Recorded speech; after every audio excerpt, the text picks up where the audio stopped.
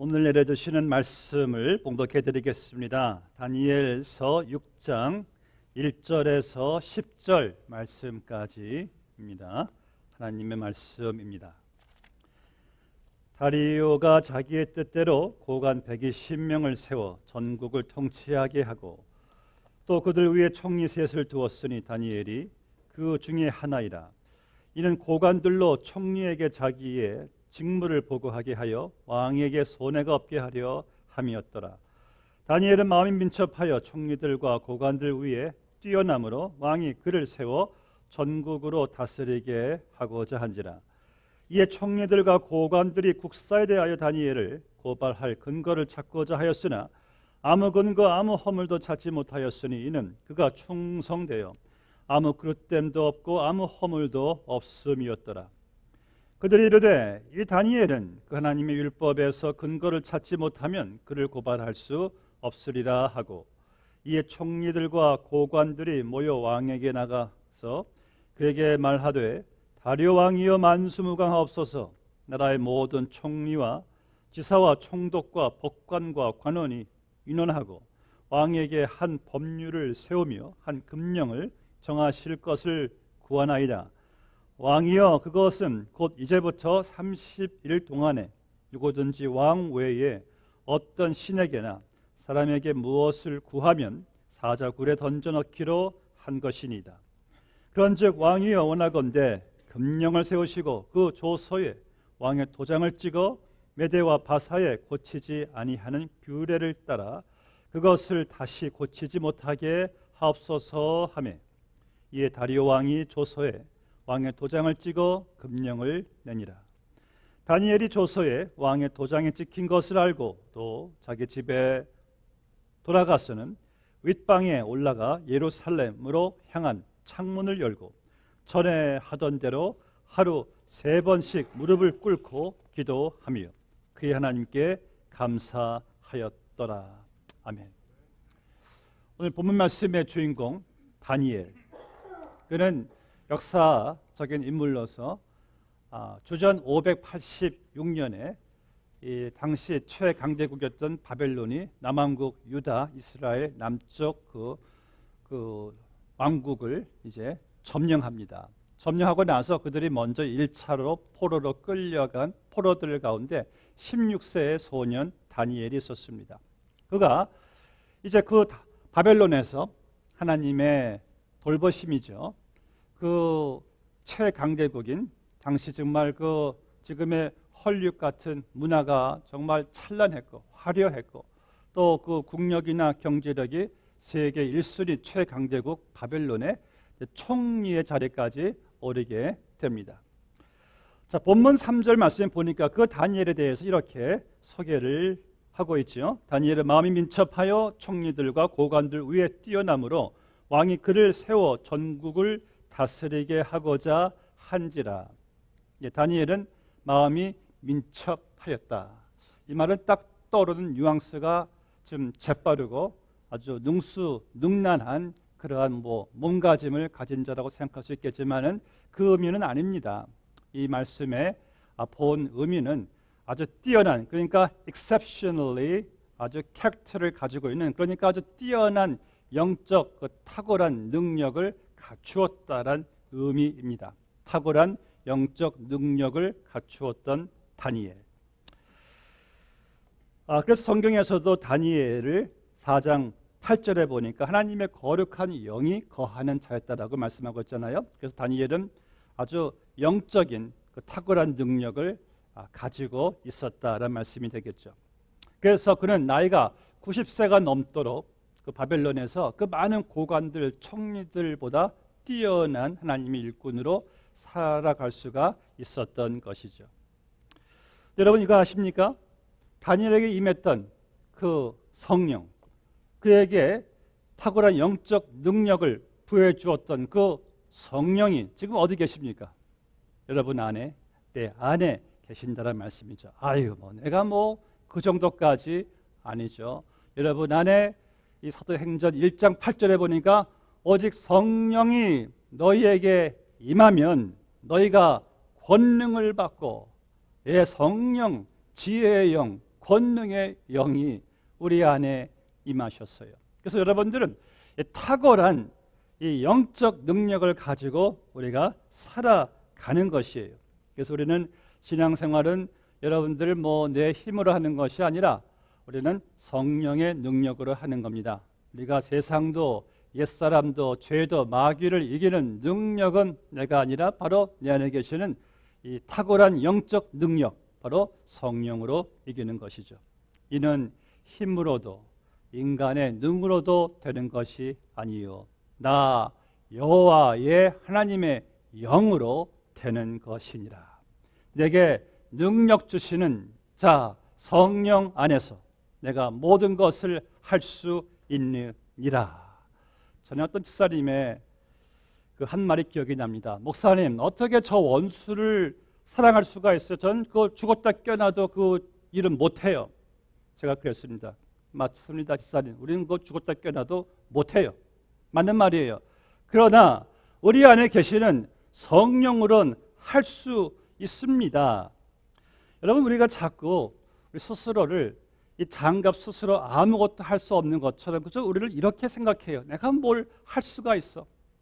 그런데 여러분, 이 장갑이 스스로 하는 것이 아니라 이 안에 내 손의 능력으로 우리가 많은 일들을 감당하듯이 여러분들 안에 계시는 탁월한 영적 능력 성령으로 해야지 자꾸 내 힘으로 장갑같이 이 연약한 헝겊조각 같은 내 힘으로 우리가 무엇을 신앙생활을 할 수가 있겠습니까? 내 안에 계신 성령, 그 성령 하나님이 우리를 통하여서 역사하시는 것이죠. 여러분들의 그 탁월한 영적 능력은 여러분들의 성격에, 우리의 어떤 자질에, 우리 어떤 경험에 있는 것이 아니에요. 여러분 안에 계시는 성령에게 있습니다. 본문의 4절 말씀 보면은 이 하나님의 영이 함께한다는 사실을 이 다리오 왕도 부인할 수가 없었어요. 다니엘서 4장에 보니까 다리오 왕이 아주 의미심장한 꿈을 꿔요. 그 바벨론 전 지역에 그 꿈을 해석할 수 있는 자들이 한 명도 없어요. 근데 다니엘이 시원하게 그 꿈을 해석해 주는 거예요. 그때 다리오 왕이 다니엘아, 네 안에 거룩한 신들의 영이 있구나. 왕도 그 사실을 알았어요. 그래서 다니엘을 자기 다음 바벨론 제2인자로 다니엘을 이제 왕이 세우려고 하는 거예요. 그때 그 사실을 알게 된 다니엘의 고관들, 동관들 같은 총리들이 어떻게 생각하겠습니까? 시험에 들죠. 질투하죠. 아니, 다니엘이 누굽니까? 유대인으로서 포로로 끌려온 자가, 아니 우리 바벨론인, 우리 고관들인 총리 우리를 제치고 지가 제2인자가 돼? 도저히 있을 수 없는 일이겠죠. 우리나라에서도 여러분들 가끔 이제 양반이 아닌 자가 고관 자리가 될 때 얼마나 양반들의 괄시가 심했습니까? 출처가 얼마나 그때 중요시했어요. 다니엘이 출처가 포로고 유대인인데 그들이 가만히 있을 리가 없잖아요.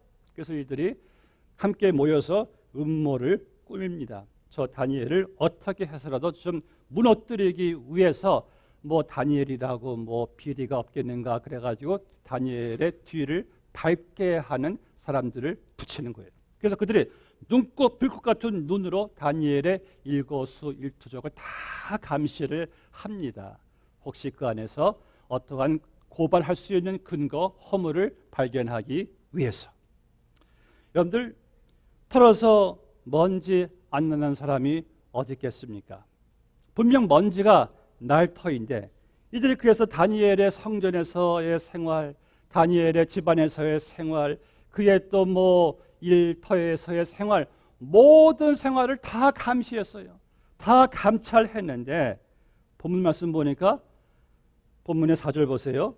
이에 총리들과 고관들이 국사에 대하여 다니엘을 고발할 근거를 찾고자 하였으나 아무 근거, 아무 허물도 찾지 못하였으니 이는 그가 충성되어 아무 그릇됨도 없고 아무 허물도 없었음이었더라.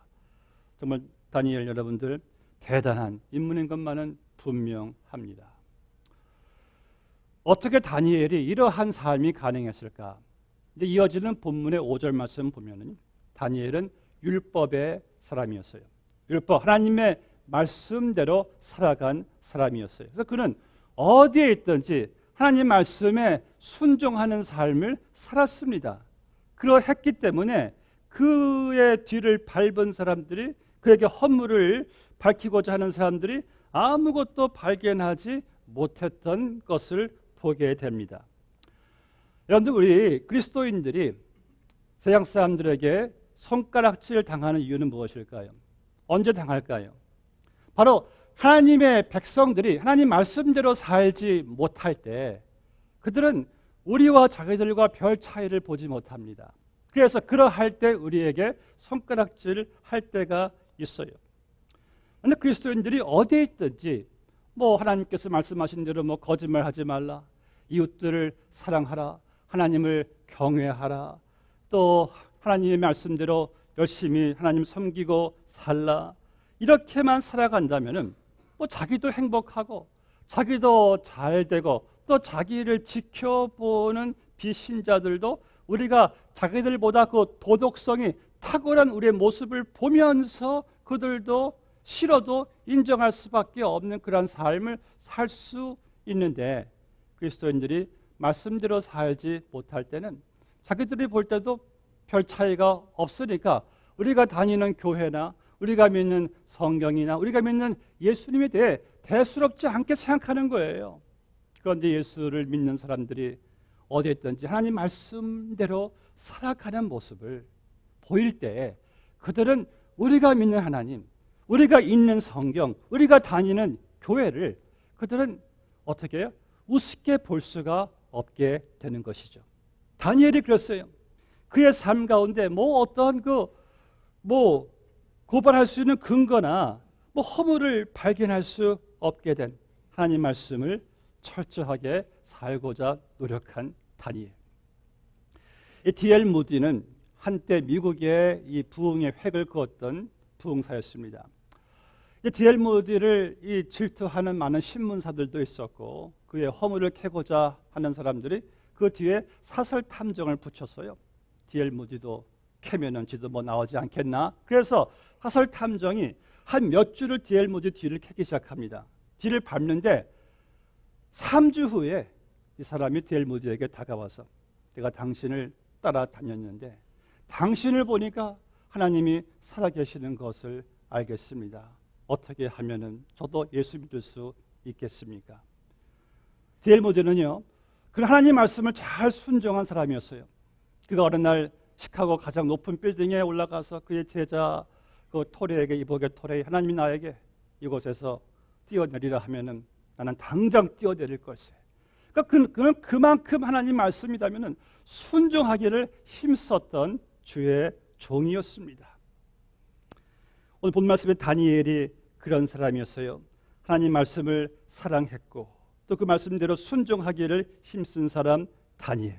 그래서 5절에 보니까 도저히 다니엘에 대해서 어떤 거 고소할 근거가 안 보여요.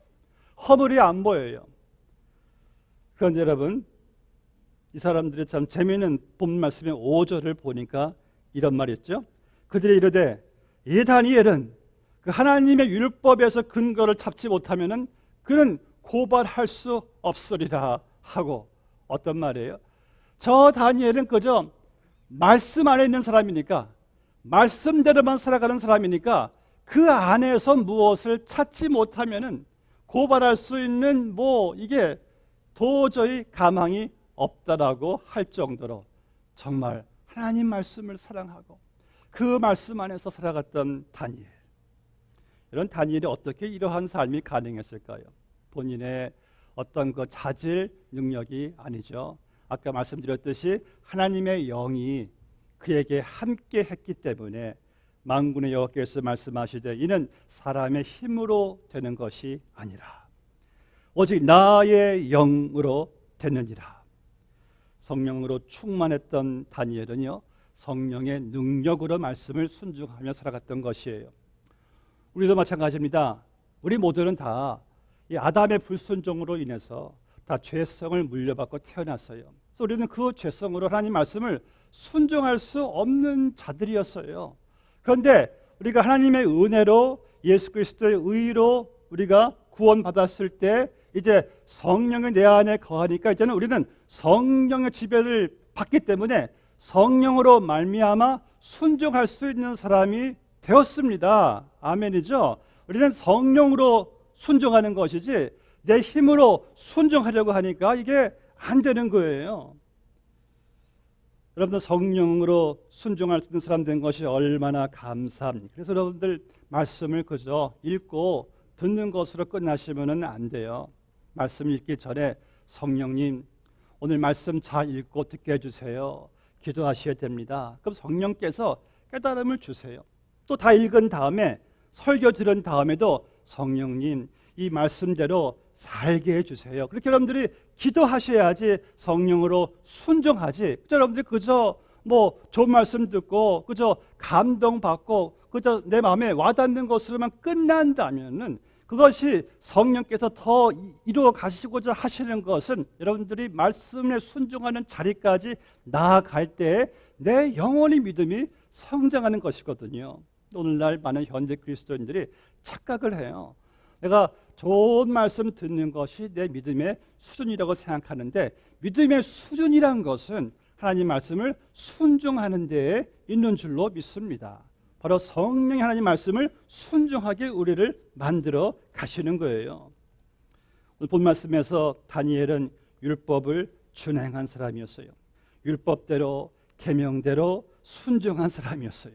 그러니까 그를 고발하려고 하는 사람들이 아무런 고발할 수 있는 근거를 찾을 수가 없었죠. 그래서 그렇다면 방법은 하나, 저자가 율법대로 살아가는 그 영역 안에서 어떤 근거를 찾는데 가만히 보니까 다니엘이 이 하나님 말씀대로 그가 하루 3번 꼭 위층에서 예루살렘 성전을 향한 창을 열고 무릎 꿇고 손을 들고 3번 기도하는 거예요.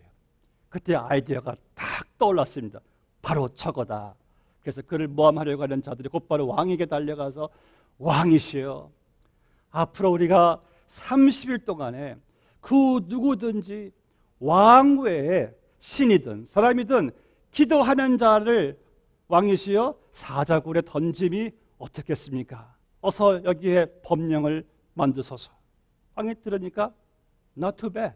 왜냐하면 자기가 그렇게 되면은 자기 위상이 올라가는 것이고 또 자기가 신격화되는 것이죠. 나 외엔 누구에게도 기도를 못한다? 왕이 줬던 것 같아서 왕이 그냥 곧바로 거기에 도장을 찍고 이것이 이제 하나의 금령, 그 나라의 법령이 됩니다. 누구도 고칠 수 없는 법령이 되는 거예요. 왕은 자기가 총애하는 다니엘이 거기 걸려든 사실을 몰랐죠. 다니엘을 죽이고자 하는 고관들에게 속아 넘은 것이죠. 여러분, 이것은요 그저 한 몇몇 사람들의 그 음모가 아니에요. 우리가 성경을 보시면 사탄이 계속해서 유대인들에 대한 사탄의 증오와 미움을 보게 됩니다. 왜냐하면 하나님께서 약속하신 메시아가 이제 이스라엘에서 태어날 것을 알았던 사탄은 계속해서 그 중요한 인물들을 사탄이 제거하려고 하는 것을 보게 됩니다. 다니엘이 누굽니까? 그는 이 세 왕에 거쳐서 외양령이 있었던 총리였어요. 느부갓네살, 그리고 다리오, 그리고 고레스 왕. 그 세 왕들이 그 바벨론이란 페르시아 나라를 통해서 유대 나라 운명이 거기에 달려 있었어요. 그런데 다니엘의 영역 안에서 고레스가 포로로 끌어온 모든 유대 백성들을 다 예루살렘에 귀환시킵니다. 그리고 이스라엘이 보존되어 그 가운데 하나님께서 때가리셨을 때 이스라엘을 구원하시는, 인류를 구원하시는 예수 그리스도를 보내신 것을 보게 됩니다. 이 외에도 우리는 많은 이 예수 그리스도께서 구원자로 오시는 그 길을 막고자 하는 사탄의 음모를 볼 수가 있지만은 우리는 동시에 성경 전체에 흐르고 있는 하나님의 주권적인 구원의 역사, 하나님의 신실하신 언약, 그분의 구원하시고자 하는 그분의 열심, 그 열심으로 우리가 구원받게 된 것이지 인간의 힘과 노력으로 된 것이 아니라는 것이죠. 하나님이 다니엘을 구원하신 것이지, 그리고 이스라엘을 구원하신 것이지, 다니엘의 신앙이 좋아서 물론 있었겠지만 하나님께서 그를 쓰임받게 하셨다는 사실을 우리가 알 때 우리에게도 소망이 있고 승리가 있는 거예요. 이제 10절 말씀을 보시면은 앞으로 30일 동안 왕 외에 그 누구에게든지 기도하게 되는 사람은 사자굴에 던져질 것이라는 그 왕의 그 금령을 다니엘이 보니까 들었어요. 자, 들었을 때 히스가 only two choice, 두 선택밖에 없어요. 그래, 30일 동안만 그저 마음속으로 기도하지 말자. 그러면 다니엘은 어떻게 되냐면은 왕을 우상으로 숭배하게 되는 거예요. 그리고 그는 목숨을 건질 수가 있는 겁니다. 아니면은 그저 전에 행하던 대로 창문 열고 3번 기도하는 거예요. 그렇게 되면은 사자굴에 던져져서 사자 먹이가 되는 겁니다. 근데 다니엘은 무엇을 했겠습니까? 다니엘은 사자굴에 들어가지 않기 위해서 사는 것보다도 기도하고 사자굴에 던져지는 것을 다니엘이 선택을 하게 됩니다. 그럼 반면에 오늘날 우리 그리스도인들의 믿음 생활이 너무 이 편한 것을 선택하려고 하는 그런 성향이 있습니다.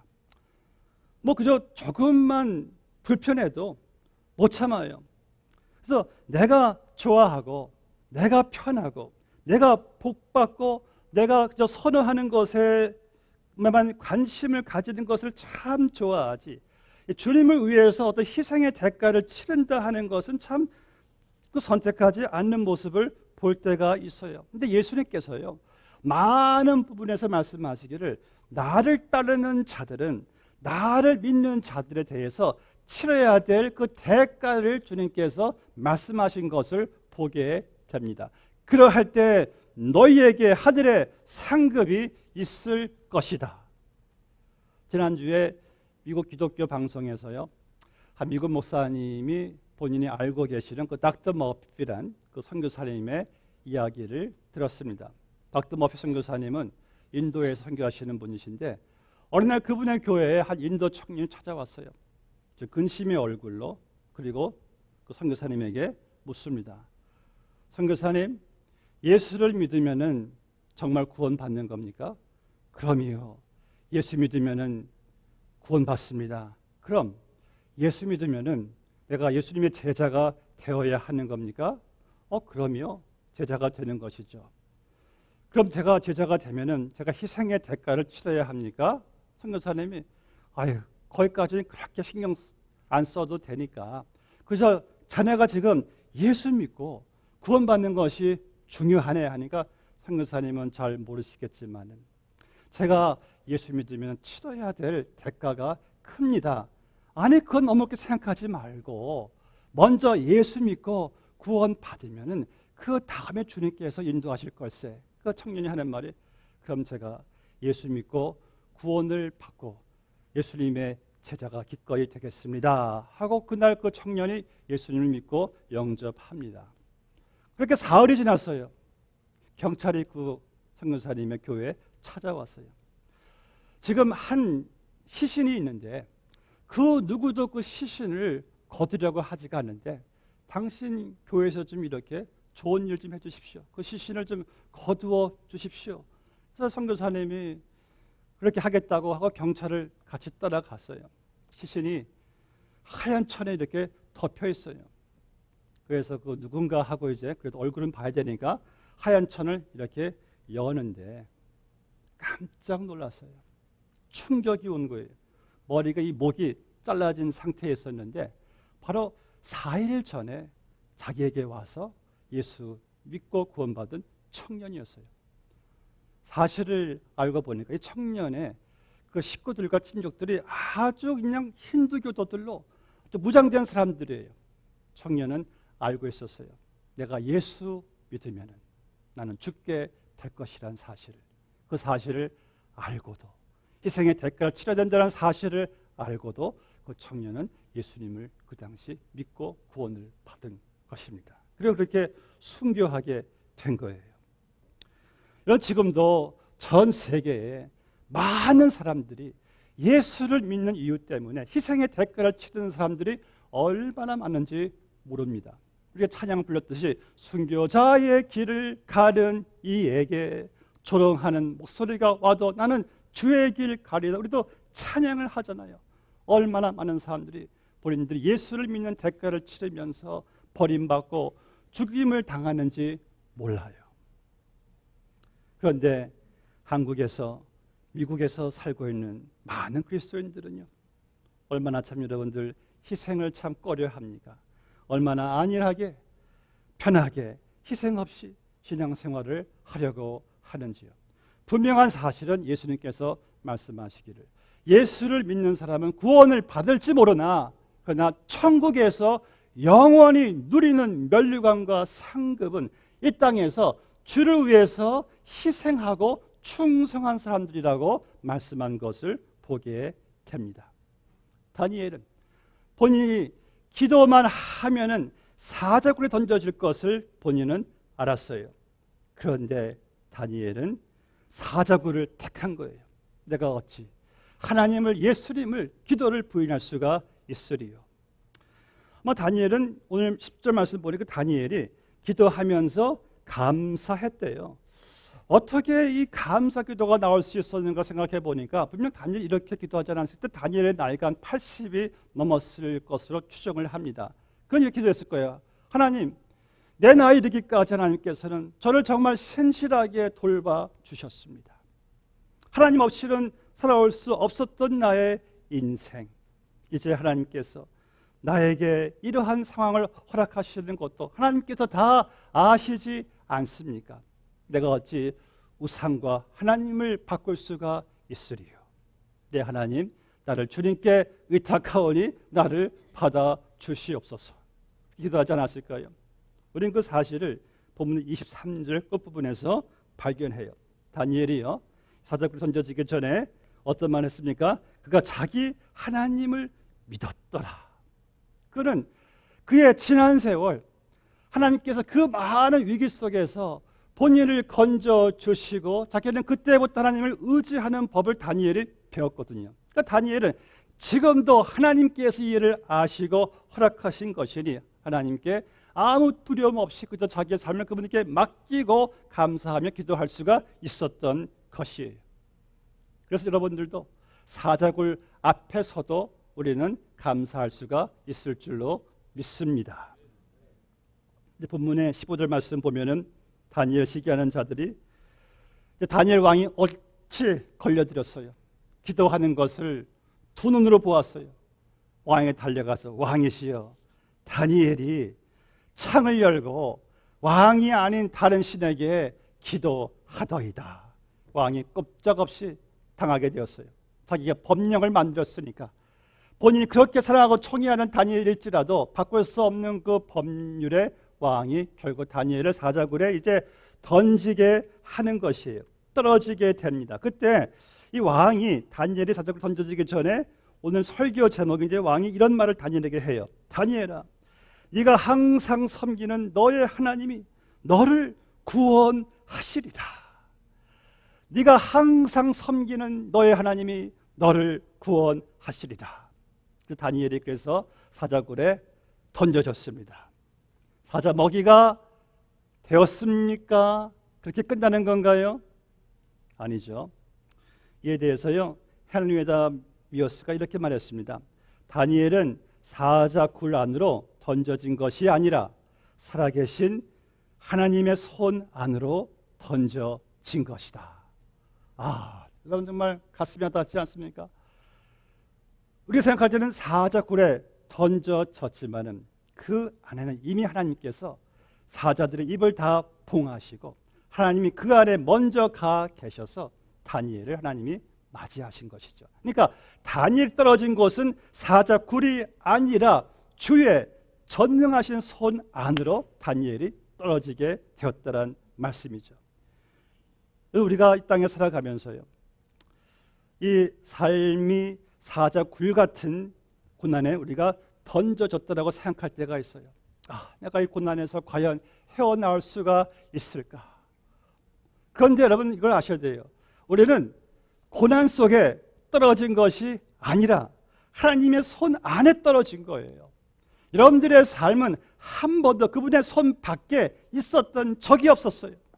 여러분들의 자녀도, 우리의 생명도, 우리의 생업도 다 그분의 손 안에 있는 것이지 우리가 고난에 떨어졌다 손밖이 아니란 말씀이죠. 뒤돌아보니까 다 살아계신 하나님의 손 안에 내가 있었더라고요. 하나님의 손 안에 있는 전능자 손에 붙잡힌 인생이 바로 우리 그리스도인들의 인생이에요.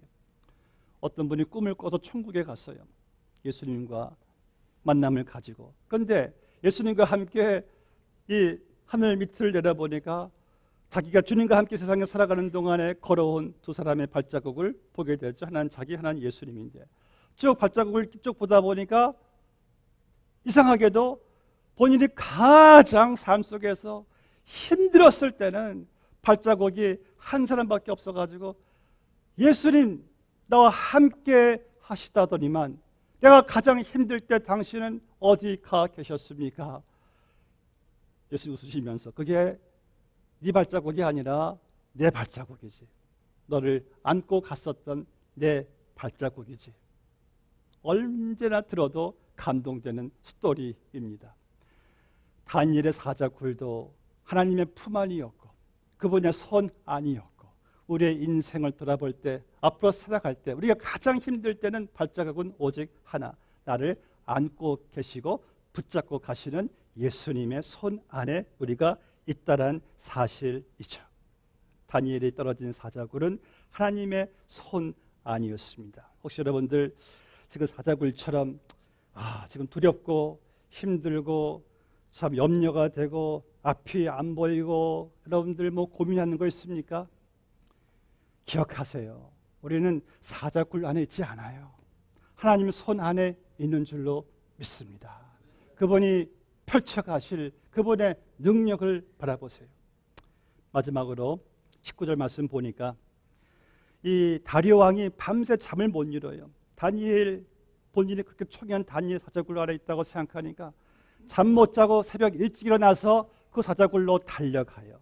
그리고 19절 말씀 보니까 왕이 슬피 소리 질러 다니엘아 네가 과연 살아있느냐. 여기 보니까 다니엘 네가 항상 섬기는 네 하나님이 너를 사자들에게서 구하셨느냐 이렇게 슬픈 소리로 호소할 때 놀라운 소리가 밑에서 들려와요.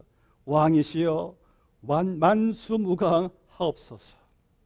내가 섬기는 하나님이 나를 이렇게 구원하셨더라고 다니엘이 고백하는 것을 보게 될 때 그때 왕이 너무 감사해서 이 바벨론 전국에 또 하나의 법률을 세워요. 지금부터 다니엘이 항상 섬기는 여호와 하나님을 너희들은 두려워할지니라. 이게 완전히 바뀌어지는 것을 보게 됩니다. 말씀을 맺겠습니다. 다니엘은요 항상 하나님을 섬기는 사람이었다고 합니다. 왕도 그 사실을 인정했기 때문에 반복해서 네가 항상 섬기는 네 하나님이 라고 말을 했습니다. 손 여러분들이 항상 하나님을 섬기는 하나님의 자녀들이 되시기를 바랍니다. 내 안에 계시는 성령님을 의식하면서 그분의 도우심으로 하나님 말씀에 순종하기를 힘쓰시기를 바랍니다. 다니엘처럼 맡겨진 삶에 충성하시고 하나님을 믿으시고 의지하시기 바랍니다. 그러할 때 훗날 여러분들의 자녀들이 여러분들의 교우들이 나를 아는 안 믿는 사람들까지도 저분은 항상 하나님을 섬기던 사람이었어 라는 그러한 인식이 되시기를 바랍니다. 우리 모두는 다 모든 사람들은 언젠가 묘비명을 쓰게 됩니다. 묘비명은 무엇입니까? 내가 지금 살아온 삶의 한 정리의 글이에요. 그때 제 소원은 이겁니다. 여기 항상 하나님을 섬겼던 아무개 잠들다. 사랑하는 성도 여러분, 하나님께서 그렇게 높이고 다니엘은요 90세 넘도록 세 왕을 거쳐서 최강대국 바벨론에서 살다가 하나님 부르심을 받았어요. 그는 항상 하나님을 섬기던 자였습니다. 여러분들도 그러한 소원이 있게 되시기를 주의 이름으로 축복합니다. 기도하시겠습니다.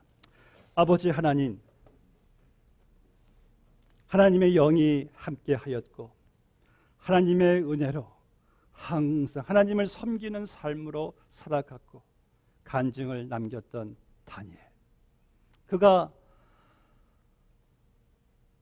놀라워서가 아니라 그와 함께 하신 하나님의 은혜가, 하나님의 능력이, 지혜가 놀라웠기 때문임을 다시 한번 깨닫습니다. 다니엘과 함께 했던 그 영이 우리 안에 거함으로 말미암아 우리를 인도하시니 참으로 감사합니다. 성령 하나님 우리를 도우셔서 우리 땅에 살아가는 동안에 항상 하나님을 섬기는 사람으로 남겨지게 하여 주시옵소서. 예수님의 이름으로 기도드리옵나이다. 아멘.